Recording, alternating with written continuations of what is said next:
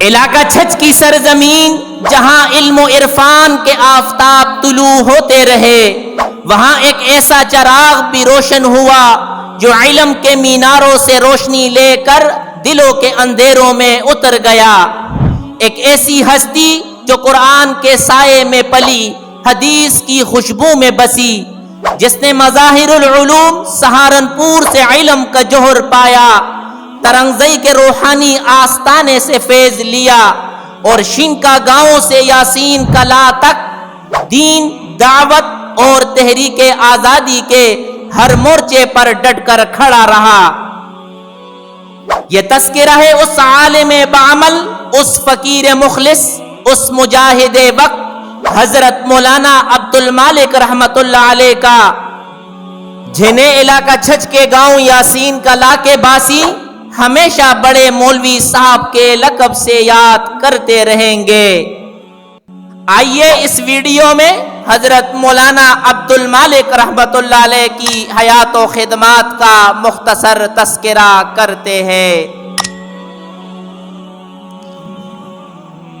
ضلع اٹک کے دینی شعور سے لبریز خطے، علاقہ چھچ کی علم و تقوی کی خوشبو سے معطر سرزمین پر واقع معروف گاؤں یاسین کلا میں ایک ایسا چراغ علم روشن ہوا جس نے دین، دعوت، روحانیت اور جہد مسلسل سے اپنے گرد و نواح کو منور کر دیا۔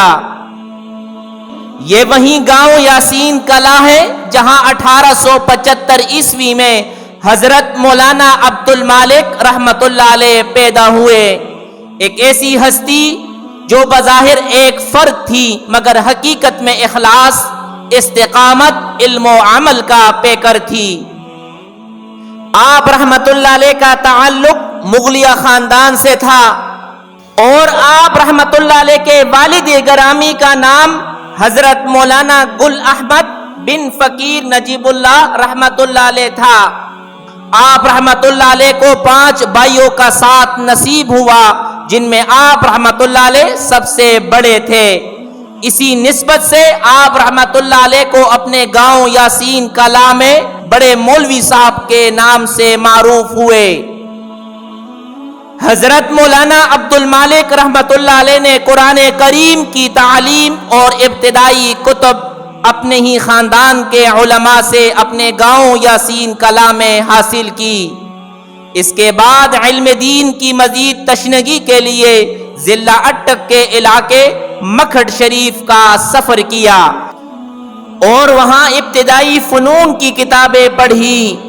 فنون کی تعلیم مکمل کرنے کے بعد آپ رحمت اللہ علیہ نے دینی علوم کی تکمیل کے لیے ہندوستان کا رخ کیا اور عظیم علمی مرکز دارالعلوم مظاہر العلوم سہارنپور تشریف لے گئے۔ وہاں آپ رحمت اللہ علیہ کو حضرت مولانا خلیل احمد سہارنپوری رحمت اللہ علیہ سمیت دیگر اکابر علماء کی صحبت اور تعلیم کا شرف حاصل ہوا۔ دینی علوم کی تحصیل کے بعد آپ رحمت اللہ علیہ اپنے آبائی علاقہ چھچ گاؤں یاسین کلا واپس تشریف لائے۔ واپسی پر آپ رحمت اللہ علیہ کے والد گرامی حضرت مولانا گل احمد رحمت اللہ علیہ کے حکم پر آپ رحمت اللہ علیہ نے طویل عرصہ شنکا گاؤں میں امامت و خطابت کے فرائض سر انجام دیے۔ بعد ازاں آپ رحمت اللہ علیہ اپنے ہی خاندان کے بزرگوں کے ہاتھوں قائم کردہ مسجد سیدنا عثمان غنی گاؤں یاسین کلا میں منتقل ہو گئے، جہاں تا دم وفات دینی خدمات سر انجام دیتے رہے۔ آپ رحمت اللہ علیہ نے نہ صرف حصول علم کے لیے کئی سفر کیے بلکہ علماء ربانیین کی صحبت سے علمی و روحانی تربیت بھی حاصل کی۔ خصوصاً سلسلہ نقشبندیہ کے مشہور بزرگ حضرت مولانا محمد امین صاحب رحمت اللہ علیہ المعروف حاجی صاحب ترنگزئی شریف سے آپ رحمت اللہ علیہ کو خاص تعلق نصیب ہوا۔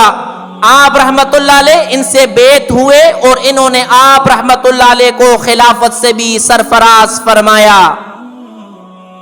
حاجی صاحب ترنگزئی رحمت اللہ علیہ سے قریبی تعلق کی برکت سے آپ رحمت اللہ علیہ نے تحریک آزادی میں بھی بھرپور کردار ادا کیا.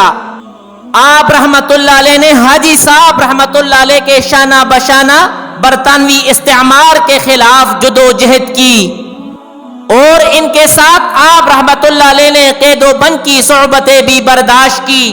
کئی عرصہ تک آپ رحمت اللہ علیہ کو اس راہ میں جیل کی صعوبتیں بھی سہنی پڑی مگر عزم و ہمت میں کوئی کمی نہ آئی.